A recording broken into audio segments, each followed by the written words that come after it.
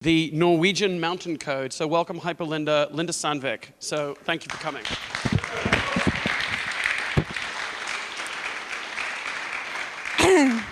Thank you. As I was saying, I've been wanting to speak about the Norwegian mountain code because I think it is a very, very beautiful piece of propaganda. And my only concern was that maybe focusing on people just from the Nordic countries isn't maybe what we should be doing. But then Richard Iodi from the IT crowd told me this message.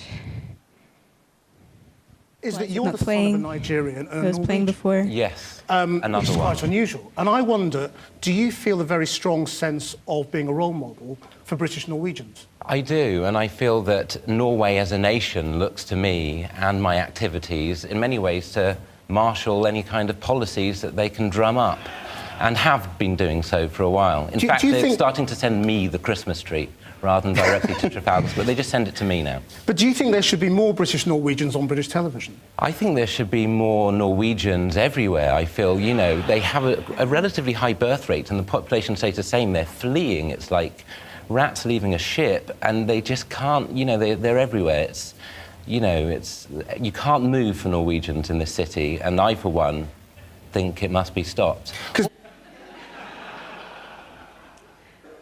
So yeah, I accepted the invitation to speak here, and I went to Twitter to ask people what their perceptions were, and I asked them actually, what are your perception of Scandinavia, what you associate with Scandinavia, and pretty much everyone answered Sweden or Swedish things, Swedish products, Swedish people, Swedish like pop music. And it seemed like no one really knew anything about Norway at all. So now I'm also going to give you a brief history of Norway. And there was one thing, though, that two people mentioned what they associate with Scandinavia that are Norwegian, or at least it was written by a Norwegian author.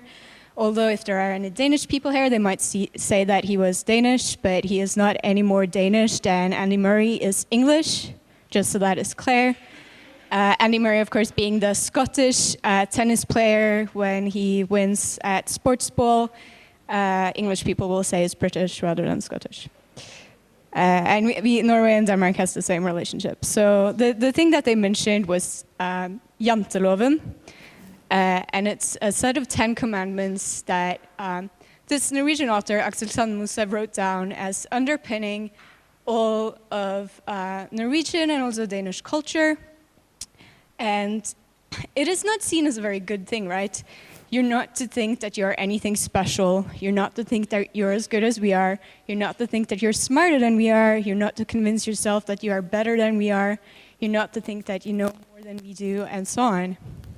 So it's kind of this thing that starts in the playground and it's just all throughout society, that if you are any different or try to do anything differently or try to be something more than everyone else, then you will be knocked down and kept in your place. And everyone everywhere says that this is like, you know, a really bad thing and it's like soul crushing, and if there are any Americans here, this might be terrifying to you because it's like very different from, you know, the hero worshipping and things that are more prevalent in those cultures. But we'll get back to that. So the most important thing to understand about Norway is that it is like 90% mountains. And this is important because you don't have a lot of land that you can farm. This is my family's farm. And as you can see, there is like a little tiny strip of grass between the fjord and the mountain. So if you turn around, this is the other side, so more mountain. And so you can't have big landowners in Norway. It's impossible. You cannot accumulate a lot of wealth through farming because there's just mountains everywhere. My family farm has 300 sheep. It's enough to live on. It's not enough to, you know, get very rich on. And another thing about, so this is in northern Norway. on an island, the biggest island in Norway, actually.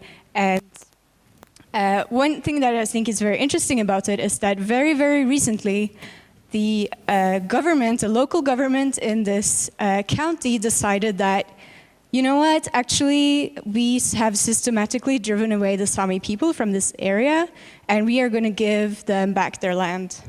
So Sami people now has reindeer grazing rights everywhere, including my family farm, and there has been like complete silence about this everywhere in the rest of the world. I'm not sure anyone is aware of it happening, but I think it is really quite big. It is a government that has decided to give back the land to the native people that were driven from it. And I can see that why this might not be reported in places like the UK. Like, imagine what would happen if, say, the royal family had to give away all the land that they had murdered and stolen from people. Like, that would be terrible. So the most important word in Norwegian is tur. You already heard that the most important word in Swedish is lagom. I think in Norwegian it's tur, the one in red there. This is me and my dad going out kayaking in 4 degrees and rain and wind. There's a saying, ut på tur, aldri sur. It means when you're out on tour, you're never in a bad mood. I'm not sure if it's like saying that as a fact or telling you you're not allowed to be in a bad mood. And I couldn't find an English translation for tour, but it is like hiking, climbing, kayaking, skiing, all those kind of outdoorsy activities that are not sports related. That is quite important. Like, there's no winner in tour. It's just a thing that you do. And then I thought I also mentioned some very important Norwegian products, since no one seemed to know any. And the most important one, of course, is tour-related. It is Quick Lunch. It is the far superior Kit Kat. And I know that the British and the Americans keep, like saying, oh no, my Kit Kat is better. No, our Kit Kat is better. But actually, the best Kit Kat is Quick Lunch. It's from Norway. And inside of the wrapping of this chocolate, you will find a suggestion for a tour. So it will have a map and like where to start, where to go, how long it takes, the kind of physical activity it requires, etc. So obviously far superior just on account of it having exercise propaganda on the inside. You might also recently have seen that Norway is redesigning the passport. And it's really beautiful, and design communities are finally talking about something Norwegian and not just Swedish all the time. The most beautiful thing about this passport is under UV lighting you will see the aurora, the northern lights, which is really beautiful. It's almost worth keeping a Norwegian passport for. And also they had a competition to redesign the currency. They decided, so they had these two different people submitting, or organizations submitting, and they decided to join them. So I have pictures on one side and this weird new aesthetic on the other side. And it's based on the Beaufort scale, which is like the wind strength scale. So the higher the currency, the stronger the wind, and the more pixelation, which I really, really liked. And yeah, so you might have also heard of Norway in the news when you think about it, because like sometimes big events happen in Norway, and they are reported even over here in Britain, like 2011, the big butter shortage. So in 2011, Norway ran out of butter. It was a big crisis. Norway's not in the EU. I should have mentioned that. Everyone thinks it is because everyone basically thinks it's Sweden. But Norway is not in the EU, and there is a monopoly on milk. So the organization TINA has the monopoly on milk production, and they didn't create enough milk, so they ran out of butter, and no one was able to make any food with butter for Christmas. It was a great tragedy. Denmark, or former imperial overlords, had a massive, like a TV appeal, like any good former imperial country would do for their, and they sent like loads of free packets of butter to Norway. So thank you, Denmark. We still love you. We hate Swedes. So maybe I should explain. So from the 1300s, Norway was in union with Denmark, and by in union, I mean we were a colony of Denmark. And that lasted for 400 years. Before Norway was in union with Denmark, we spoke Norse. Some Norwegians managed to escape to Iceland, and they still speak quite similar language to Norse, what was in Norway, but Denmark decided that all books have to be in Danish, all universities are in Denmark, and so we developed this Danish book language that we still speak today, which is based entirely on the Danish written word. But we had no idea how to pronounce this stuff, which is why we sound so different. So yeah, that's the history there. And after those 400 years, Denmark lost like the Napoleonic Wars or something and gave Norway as a present to Sweden. And then we were in union with Sweden for 100 years. They gave us our freedom, but we still hate them.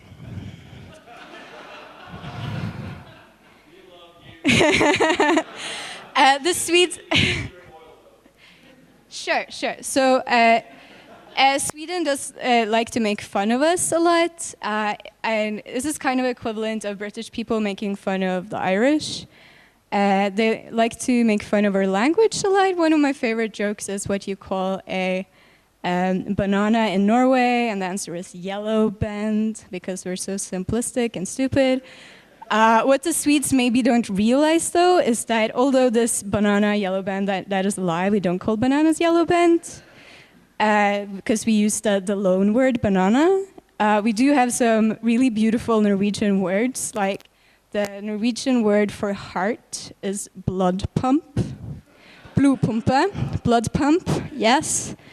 I think the language has like a big say in Norwegian culture and what makes us so direct, because our words are, well, very direct. So my favorite thing to come out of Norway is slow TV. NRK is like the BBC, and it's been around since the 20s. Norway didn't have its own, well, we had NRK until 1992. Like 92 was when we got our first other free television, TV2, because it was number 2, but not very long ago.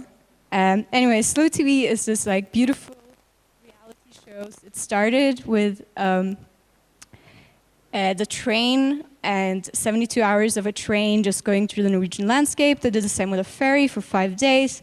They did 12 hours of burning wood, which I think we're going to see a bit of later for dinner.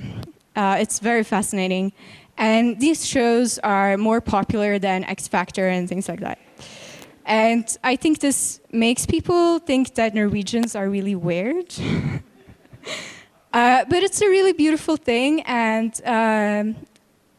the people at NRK who made this said that, we live in such like stressful modern times, and there's like so much happening all the time. It's nice to have TV shows where nothing happens whatsoever.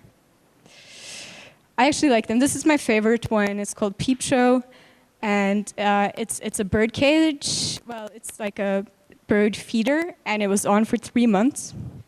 So that's pretty slow. And most of the time, there wouldn't be much happening, but every now and again a squirrel would visit and be like much excitement. And we also have more traditional reality shows. For instance, the newspaper Aftenposten decided to send 3 fashion bloggers to Cambodia for a month to do a reality show of what's happening in, the clothes factories where they make all the clothes that we wear and are so happy to buy cheaply. But I want to talk to you about the most beautiful of all propaganda television, also made by NRK, of course, because we had nothing else, which is the Mountain Code. So, because Norway is basically all mountains, and mountains can be dangerous, and the weather can be dangerous, the Red Cross and the government and some other organizations decided that they wanted to sit down and make some rules to help people survive. And they actually identified the reasons that people die, and they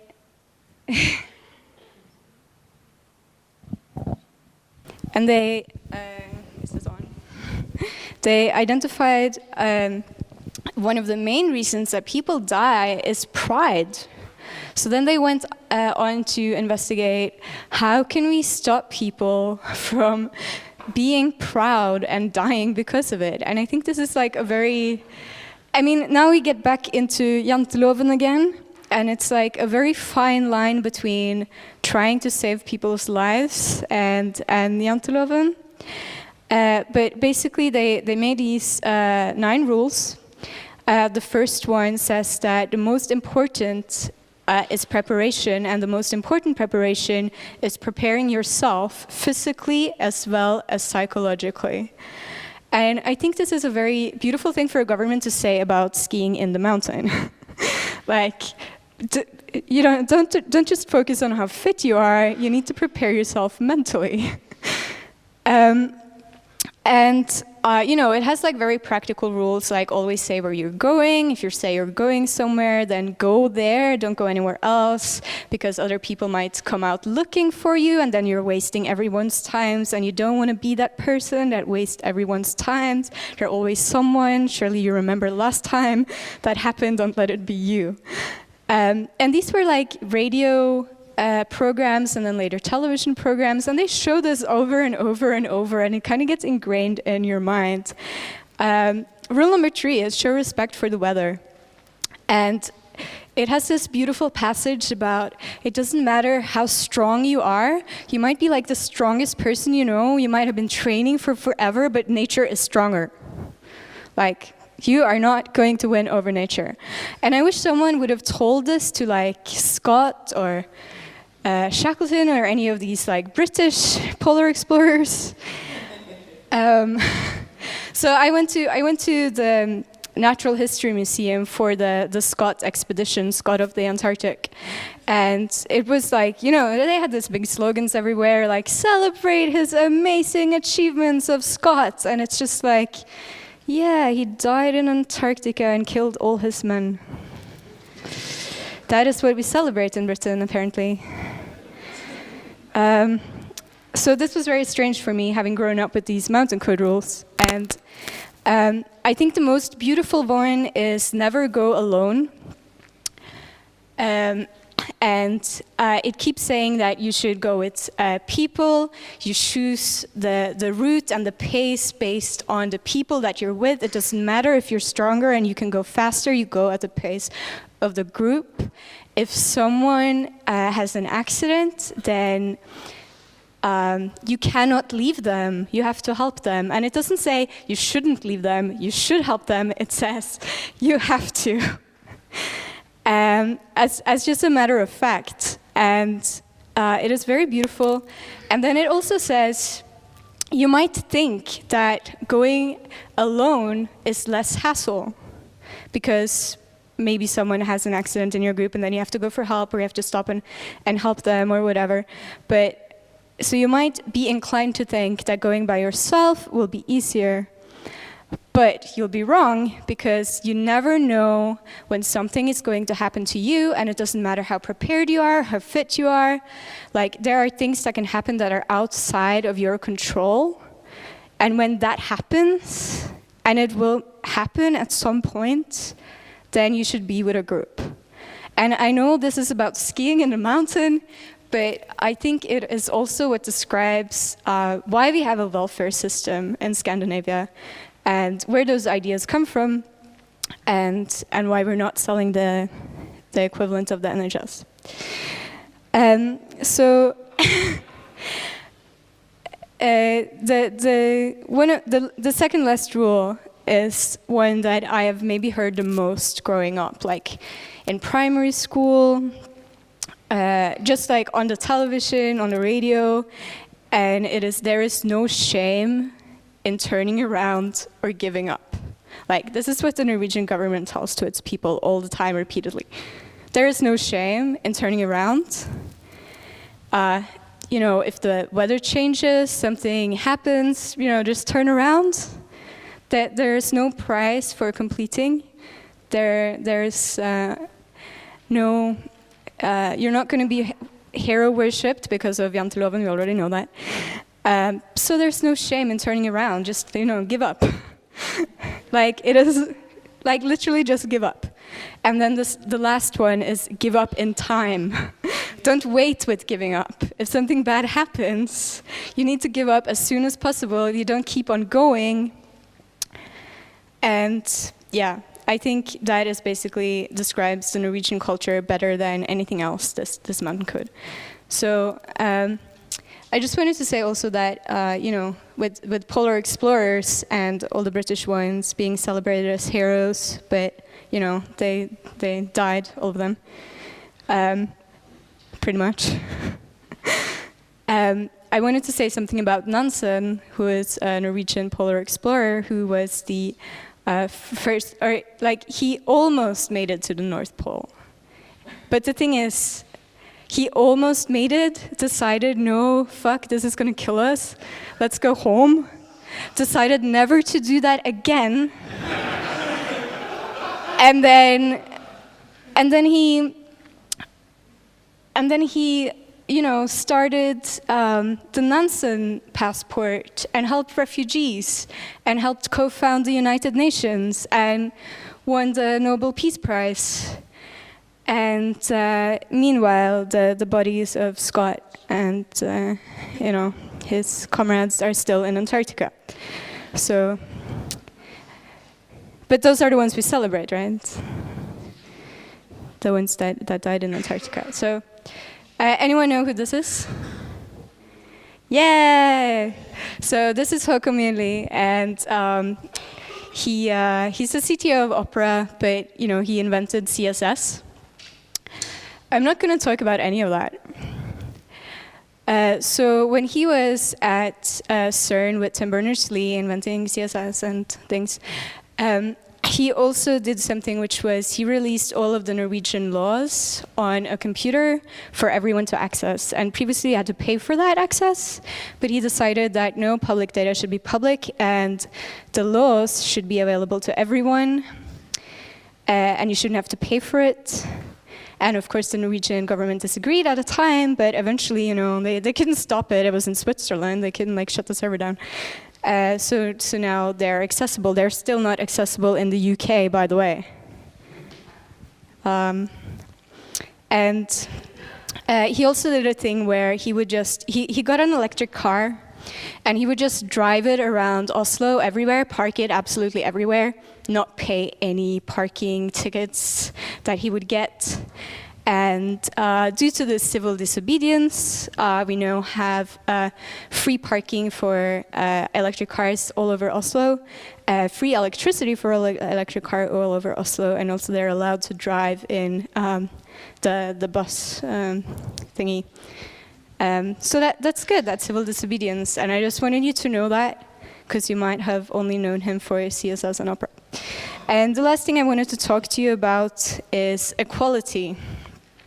We might not have very much diversity, but at least we have equality in Norway. And I'm sorry you're going to have to stare at this picture for a bit.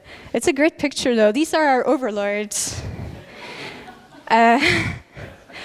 So I wanted to kind of dispel, this is the last thing I promise. I wanted to dispel the myth that Norway has always been equal and it's so good and it's because of Scandinavian culture and all that. And it's actually because in Norway, in 2006, they introduced a quota law that said that all publicly trading companies had to have at least 40% women on their board. This should scare everyone who likes freedom more than equality. Anyways, but it's like Norway has 50% women in parliament. You don't want to know what it is here. It's just depressing. Like that's what it looks like. It's like literally a boys' club. Literally. But anyways, the law in Norway was not very popular. In 2004, they tried to introduce this rule that said, you know, voluntarily companies should hire women and have 50% women and that. And they tried it for 2 years and nothing happened. Nothing happened because the only consequence of you not having any women in your company was that you had to hire someone to write a document saying why you didn't have any women and what you plan to do about it. So they could hire a secretary to do that for a day and then go their merry way. So in 2006, a conservative minister invited a bunch of media people to a room and said, we're going to introduce a quota law, and if your company doesn't have 40% women in 2 years, we're going to dissolve the company. And then, you know, everyone reported it, so then it had to happen, right? The conservative were in power, but none of his colleagues knew about this, apparently. But that's how it happened, and lots of people were very much against it. One CEO said, where are we going to find these women? Like, how are we going to find them? Where are women? I just don't know. Is there going to be a website where you can find women board members, just like another escort service? But now, so I just wanted to say that, like, it took 2 years. It took 2 years for them to go from 25% women to 50% women. 2 years. And it was estimated that without this law, it would have taken 100 years. And Norway was not patient enough to wait 100 years for that to happen. But Britain is a patient nation. To be fair, Lord Davis has said that it's going to take less. It's going to take 70 years. He said this in 2 years ago, so I'll be 97 when we have gender equality in the UK. Or since the life expectancy of women now is 84, maybe I'll be dead. But you know, it will happen naturally in 7 years. Naturally, by having people like me standing up and saying, like, for God's sake, you can do it in 2 years. Seriously, what are we waiting for?